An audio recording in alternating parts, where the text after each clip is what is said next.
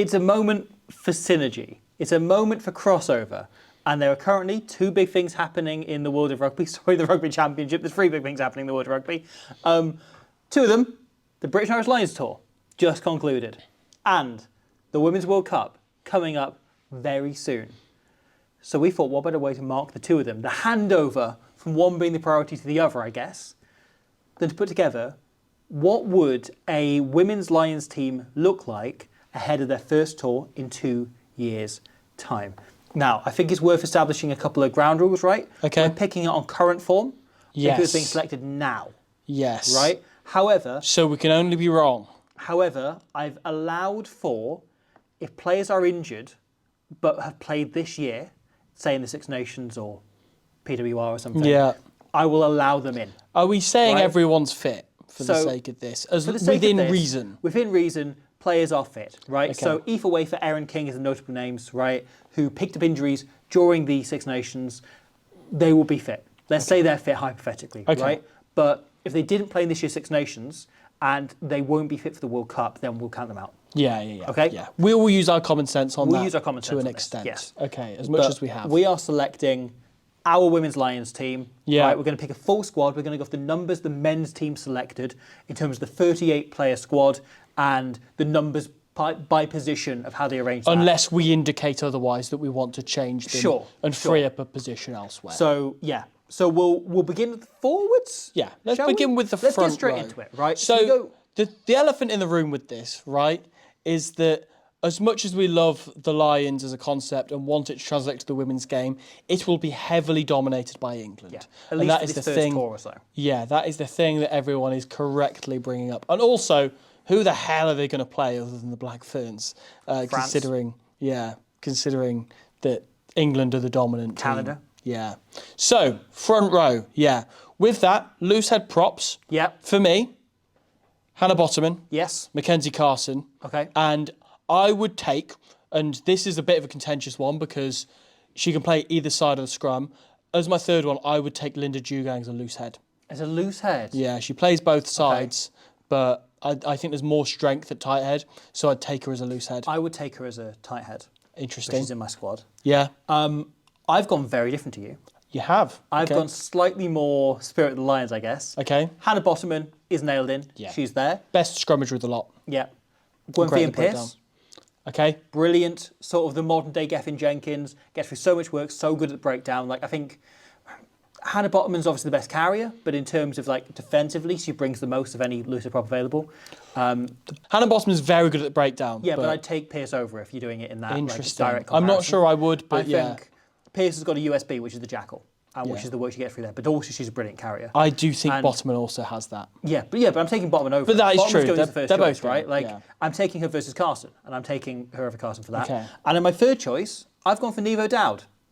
Oh, that's a really good call. Think maybe the most underrated player of the Six Nations. Yeah. It's certainly up there. I might say that about 6 times over this video. Sure. But I thought she was brilliant. You know what? Yeah. You know what? Maybe she is the shout over Dugang as a loose head. A weaker scrummager, perhaps, than certainly the Bottoman or Carson. But I would have her in for the amount she brings. And also, like, I think she's an up and down scrummager rather than the weaker scrummager. Yeah. Like, there are certain kinds of tight heads she's brilliant against and certain where she'll struggle, so it kind of be week to week. Or not struggle, but kind of be less effective. Yeah. So yeah, I really wrote Neve Also has a O'Dowd. sheer work rate. Yeah. So a Lions tour would be the making of her. I really hate that I was talking about how great she is, and I've just like pulled out the problem. No, she's a brilliant player, and I would have her in there. Particularly in attack, like her work rate is phenomenal, and she runs really great lines. How much she gets off the ground, as I said, like the fact she's able to work as kind of an extra number 6 almost. Oh, I really like that pick. I think you've so, taught me round into that. I think I kind of overlooked Neve O'Dowd a little bit. I think a lot of people do. Yeah. And I think, given that the Lions tour's in a couple of years' time, I do think Maisie Davis has real promise to, in a couple of years, be there. But she's very green and new to her international career. So, yeah, I like Neve O'Dowd as a shout, but probably over that Dugang selection. So you've gone with her as a tight head. I've gone for Dugang as a tight head alongside Maud Muir, who I think has to be in. Yeah. I don't think there's any argument over that. And Sarah Byrne, who I think has to be in. No Those two are world class, and the only reason why one of them has to be on the bench is because the other one is a better starter, you know. And it is very much a horseless for courses thing, the way those two play. Those two, let's be honest, are far and away from whoever is the third one. Yeah. They are first and second choice in whichever order you want to pick them, and then there's a bit of daylight. Third choice tight head, I would have said Cecilia Tuipulotu. However, I think I agree with you in the light of Niamh O'Dowd going with Jugang as a tight head. That probably balances it out a little bit better than Cecilia Tuipulotu. I think a few years ago Cecilia was in. I think in a few years' time she might be in. I think obviously she had an injury this year. But just before her injury, I think she'd been found out a little bit, particularly at scrum time. Yeah. And so you give her more of a chance to develop and work on that. I could go with that. So I think she's probably close in line for a call-up, Cecilia. But yeah. I would, however, still take Mackenzie Carson over Gwenthea Pearce. You sure? Yeah. But Niamh O'Dowd, I think, is a brilliant shout. Mackenzie Carson's a great carrier. Is really fit and has a real work rate around the park, and is a great scrummager. Yeah. So I'd take Matt Carson. I think Pearce brings you all of that, but yeah, I don't know. Yeah. Hookers. Let's move on to hookers. Again, there's two England names who stand out, right? Yeah. Lark Atkin-Davis, who has been the standout, then Amy Kilcane, who's been so consistent for such a long time, and one of the prototype hookers, really. Yeah. Those two are outstanding. And there then becomes, you brought up Spirit of the Lions earlier, of potentially, and this has happened on past Lions tours, right, where one country is dominated and the coach has kind of gone, here's a 50-50 call, I'm going to take the one who's not from that country. Yeah. Hooker is actually a really hotly contested position for this. Lark Atkin-Davis is the first one because she's the best thrower liner in the world. Arguably, I think in either the men's or women's game, I think she's the best line-out thrower. Her and Jamie George. Yeah, those two are world class. So the other names, you mentioned Amy Cockayne there is a really good one. Obviously, Connie Powell and May Campbell are both outstanding England players. However, Niamh Jones is one name that we have to bring up. Kelsey Jones, her Gloucester Hartbury teammate, and the player who I think absolutely should go is Lana Skeldon. I think she's an incredible player. Chloe Maloney as well. Chloe Maloney, so good. As well. So good. I had Atkin-Davis, Cockayne, and Niamh Jones. Okay. That's my three. I had Atkin-Davis, Niamh Jones, and Lana Skeldon as my three. Yeah, I can't... Even though Cockayne's probably a slightly better player. I then have Kelsey Jones as my fourth as well. And I like Lana Skeldon a lot, but I'd like to see what Kelsey Jones can be like. You look how good she is for Gloucester Hartbury, and when you put her in a system with better players, it's very true. It's very true. She's been for Wales since coming back from injury as well. But the other thing I would say about this is, every time you watch Wales players against Scotland, as a Wales fan, how much do you crap your pants every time Lana Skeldon gets involved? Exactly. Imagine that, but it's on your team, you know? So, yeah. Yeah, that's a really tough one. That's if you were to nail this down, Atkin-Davis is going. Yeah. Do you lose Cockayne and bring Skeldon and all right, Lawrence Jones? Delalio. Yeah. I never lose Cockayne. I would go Skeldon and Niamh Jones, I think. Yeah. Okay. I love Kelsey Jones, though, and I think you raised such a good point about how she played at Gloucester Hartbury and what that could do for her. Yeah. Okay. Lock. Now, the men's Lions went for 6 with one of them being a hybrid in Tyburn. Let's get the hybrid out the way. Get out the way. That's Zoe Aldcroft. Zoe Aldcroft. Right? Who is going. She's nailed in. She could well be captain. We'll talk about that at the end. And we'll probably talk about that in 2 years when they actually do this. Yeah. But this is a pure hypothetical. She is the most nailed-in player in this squad, maybe? Yeah, she's up there. She's up there. There's a good argument she's the best player in the world at the minute. Yeah. Just a phenomenal all-round rugby player. Lock's an interesting position, isn't it? But yeah, the 5 other specialist locks I went with, right? And I've got an outside bet a la Scott Cummings. Oh, okay. And I've got a bolter in here. A bolter? Okay. Hello. I think it's not Lions talk about bolter, right? And I've got one here, and I think the one I like is in the second row. So, Abby Ward is in. Best line-out forward in women's rugby. Yeah. Sam Monaghan is in. Yes. We're both agreed on that. Definitely. Rosie Galligan is in. Yep. I think those are safe bets. Yeah. Those and Aldcroft are in. They're locked in. They're in place. Oh, I think I might have just realised who your bolter is. Is your bolter Nicola Friday? It's not. Okay. It's not. Nicola Friday, obviously, no longer playing Test rugby. Yeah, but would be available presumably for the Lions. I did think about her and did think if she was available and here to be playing, maybe have her in. Hell She'd yeah. be really That's up there. she would be a great shout. I thought about her, but I kind of Yeah. like leant against it because I wasn't sure what the situation would be there, if she'd Sure, be available or sure. not. So I left her out. Emma Wassell as well, coming back Emma from injury. Wassell's She a hasn't played great yet, shout. so I haven't put her in because she hasn't played back from injury. Yeah. She might by the time this goes out. Yeah. But Sarah Bonner, I went with Okay. as a pure set piece Yeah. operator. You know, I think she's enormously underrated. The work she Yeah. gets for on a rugby pitch and how useful she is for Scotland. I agree with that on the proviso of like Emma Wassell has had a long-term injury and so on. I think if Wassell was on the top of her game, you'd take her. Yes, but Bonner I would. is just as good in a way. Yeah. So I think it'd be one of those two. Yeah. And with Wassell having the injuries, I'd take Sarah Bonner. Yeah, I think that's fair. I think like similar to Ward as like a specialist set piece, can fill in. She may end up in a midweek team, but like she'd be a fantastic leader in that Brilliant midweek team. addition, yeah. I said like Scott Cummings being the kind of counterpart on this year. Interested where you're going to go with this. Should I say who I'm going with Okay. at this point? So the next name, I thought it's kind of tied up between, and there's a potential bolter you could slip into this. As you say, there's those Scottish names who are all great, including as well like Fee McIntosh as well. I think is absolutely brilliant. Great shout. But you have got, one is Morwenna Talling, who I think is probably leading the pack here, because she's the tallest player and is brilliant line out. Talling 6'1", I think. Was kind of my lead, and then I had like a thought and a bolter, and I kind of want to. It's sort of player who I want to see what she'd be like on the line. Okay. Right. So Morwenna Talling is the one shout that I'll go for. Lily Ives Campion. Yeah. Right up there as well. Really athletic lock around the park. And the other one, I think that this is a proper bolter. Yeah. Alau Pearce. That's who I put in. Yeah. That's who I went with. Yeah. Who I think, in terms of a young player, obviously he's been playing Test rugby for less than a year. Yeah. But Welsh, by the way. someone who is outstanding Yeah. and has been a revelation for Wales, but in a way not many people paid attention to because Wales were losing every game, right? And She's she does the sort of- boring stuff that Yeah. Wales have needed but is desperately. incredibly physical, incredibly violent almost Yeah. on the field.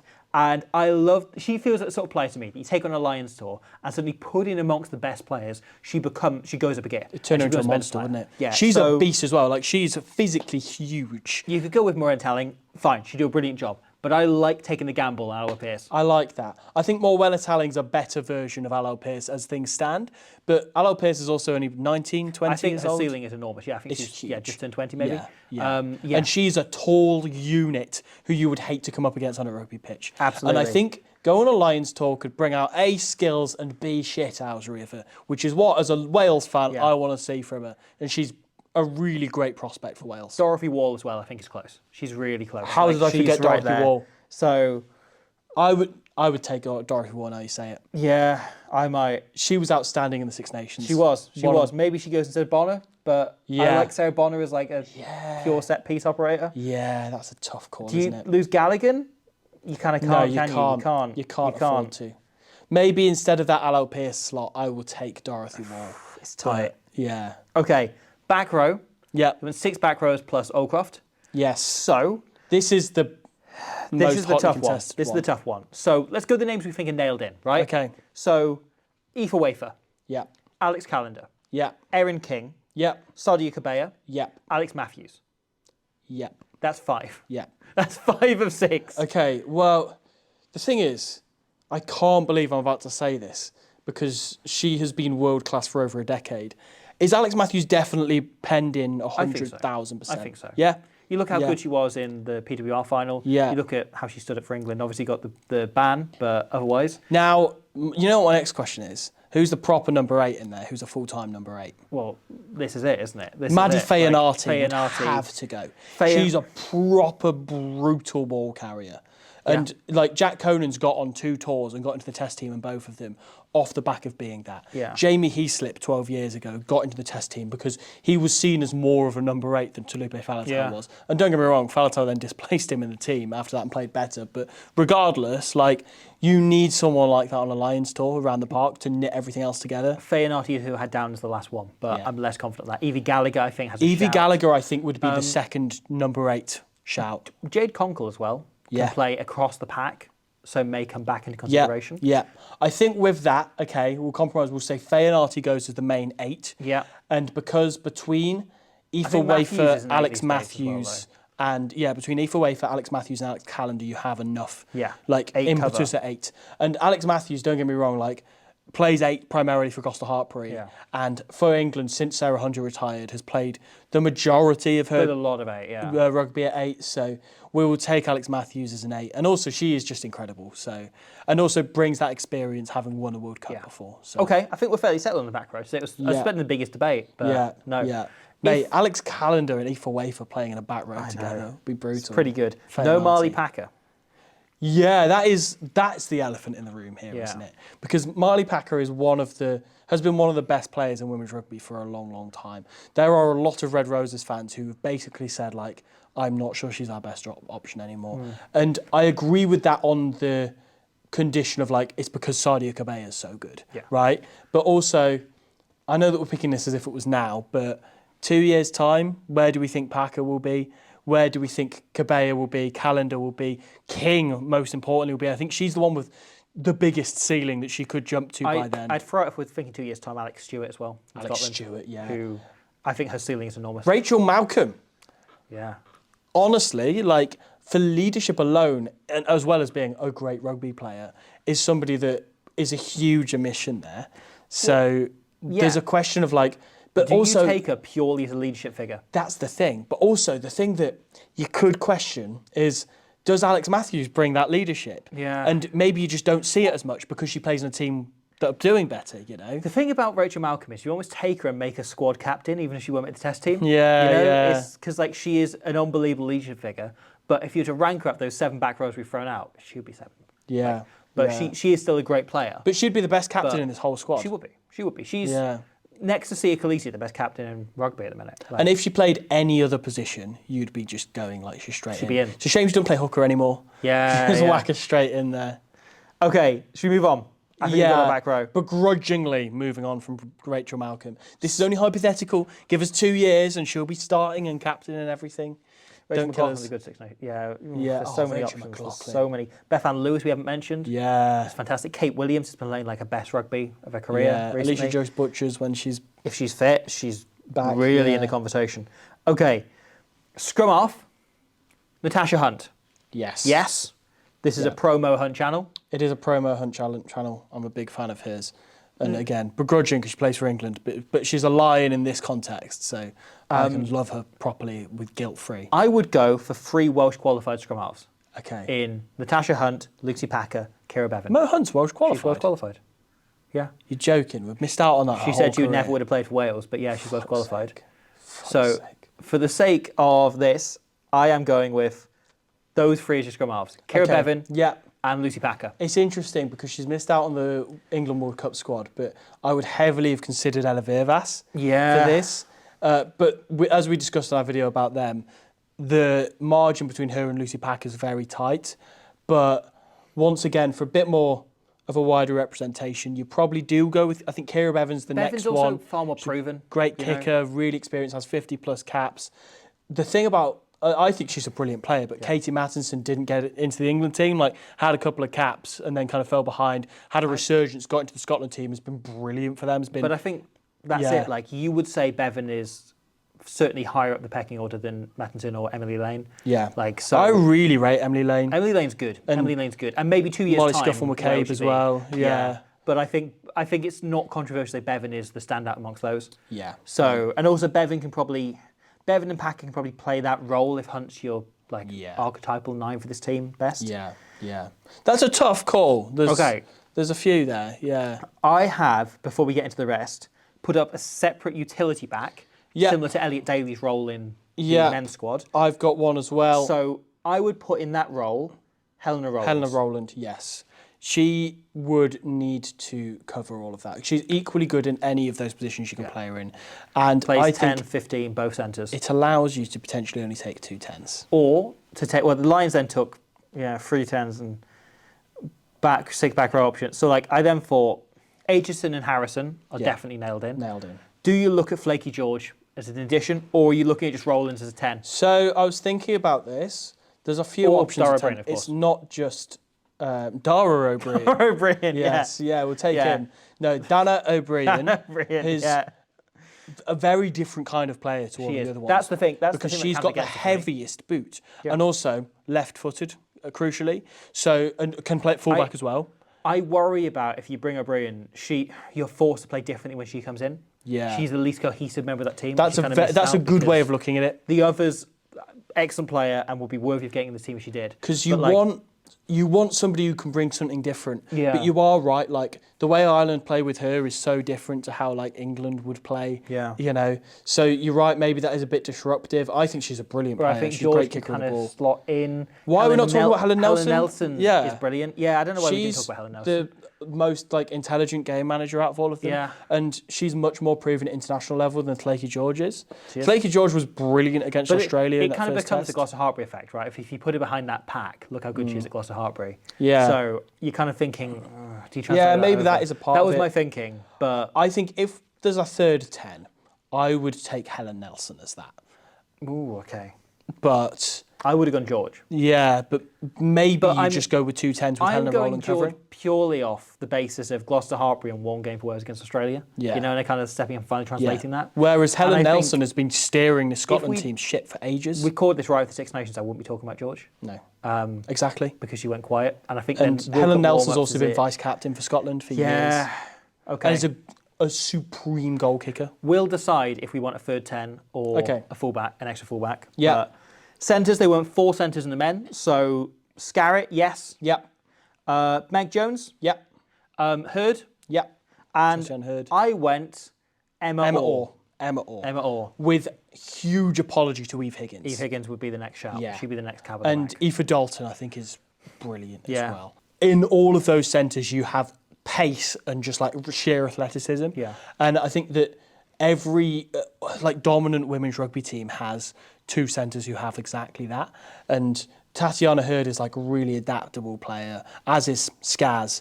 Meg Jones is the full package, and Emma Orr is lethal. She's so good and so balanced, and I'd love to see what she can do in this team. Meg Jones can also be the utility back cover. She also can, yeah. She can cover fullback. She can play everywhere 10, in the back she can play line. on the wing. Yeah, she can play fullback. Yeah, Maybe we do. Maybe we don't need another 10.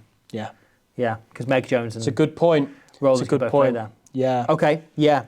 Yeah, and I think Emma Orr deserves it. She's been brilliant. Like, really round out the defence as well, on top of the attacking game she always had. Could do a job on the winger at 12 as well if you wanted to. Yeah.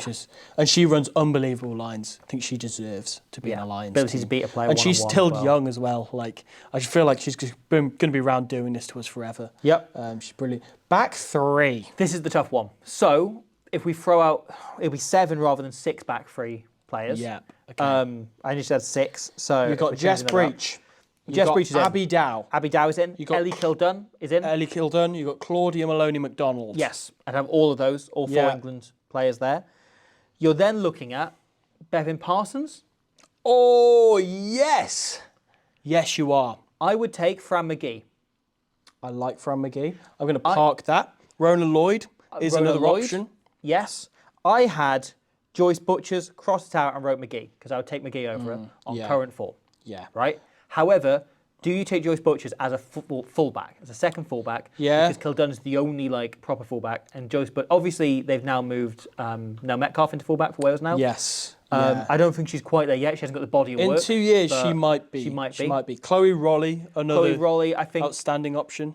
would have been there a year or 2 ago. Yeah. And I think this year, 2 more names I'll throw out for you. Who I think are genuine contenders, who I would probably take them both. Emma Singh as one, Yes. as your second fullback, is, Sinbad like this. yes, maybe the best goal kicker in women's rugby at the moment. Yeah. And unfortunately, it doesn't start because Ellie Kildun exists. Yeah. And that is literally the only reason why. Like, she'd start for any other nation, probably in the world. Maybe not the Black Ferns, now they've got Braxton Soros and McGee, but like, either way is right up there in terms of fullbacks in women's rugby.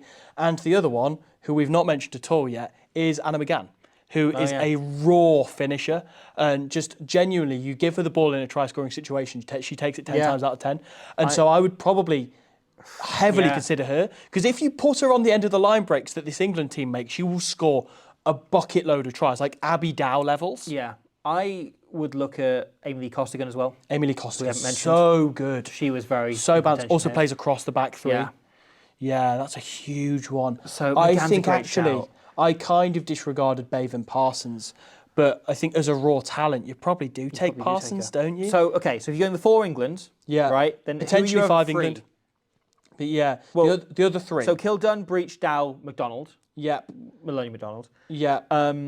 Singh. You want a second fullback in there. Yeah. I think that's between Joyce Butchers or Singh. I think you take Singh. I think in that situation you take Singh. Yeah.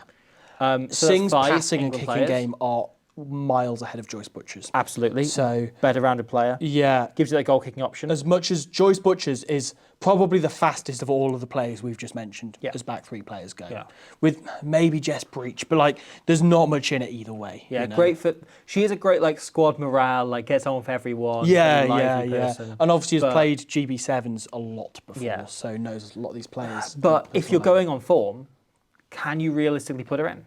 Not above the names that we've said. She hasn't scored a try for Wales in 4 years now? Yeah. And granted, that's because Wales, rather than necessarily her. Wales, like, I think that first set against Australia is the first time they scored a backs try in about 16 years. Yeah, but got 3. Mental. Yeah. But yeah, I would say, so you we mentioned those 4 England players, 5 England players, sorry. 2 wingers, really. I think Baven Parsons. Baven Parsons. And then I would go Fran McGee. I think I'd go Anna McGann. But you make a good call on Fran McGee because she's rapid. Look, this is Fran McGee podcast time. We are a Fran McGee. Fran McGee stand account. Loving channel. Yep, we are very pro Fran McGee here. Okay, you know what? Let's go Fran McGee. Yeah. For the sake of balance. Sometimes you've got to give in to your bias. Yeah. Scotland will be the least represented team here, I think. Okay, yeah. Which is mad. That you'd think they'd have more than Wales.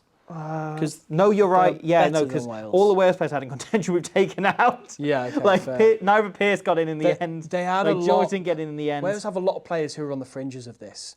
Like, yeah, if they Kelsey pick up any Jones didn't get in the end. So if they pick up an injury in each position, we're probably flying out the whole Welsh national team. We're now looking at only Alex Callender as the only Welsh player going. Really? So we've cut that right back. And Kira Bevan. And Kira Bevan. So once again, exactly the same as the men. Yeah. A flanker and a 9. We've got a flanker who is our captain, who does absolutely everything for the national team, and then a 9 who is extremely talented, who you're like, you're going to play ball and then for us. There's a hooker who you think is going to go, but then will get missed out for someone just as well. because of sheer strength in that position, and not because she or he has done anything wrong. Yeah. And a second row who'll probably pick up an injury at the last minute and not go. And James Ryan will play for the women instead. Yeah. Okay, that's a strong team. Yeah. That's a fun exercise to do. That was good fun to talk through. Completely harmless, completely pointless as well. We generally have a rule of not discussing Lions squads not in Lions years, but don't start telling people that what we're doing here is pointless, because they'll catch on. They'll catch on to the rest of rugby. They realise what we're doing has been pointless for 8 years now. That's a very, very good point. But yeah, what do you think? Any changes you'd make? The good thing about a Lions selection video, even though a Lions tour is literally wrapping up as we speak, the good thing is you can never be right, and you are always a woke moron for whatever pick you make. And so feel free to call us woke morons for what we're doing, but not because it's women. Just call us woke morons because we didn't pick Anna McGann in the end, you know? Don't. Or call us like very nice people. Yeah, I would prefer that. That's an option you've got open to you in the comment. I'm the person that the comments come into rather than you only look on your own accord. That's true. So, that's true, and just argue with them. Yeah. I'd like it if you say, wow, these seem like 2 very nice people. Broken Jazz Joyce, thanks you for watching. It's a horrible metaphor that this Jazz Joyce grog has no legs.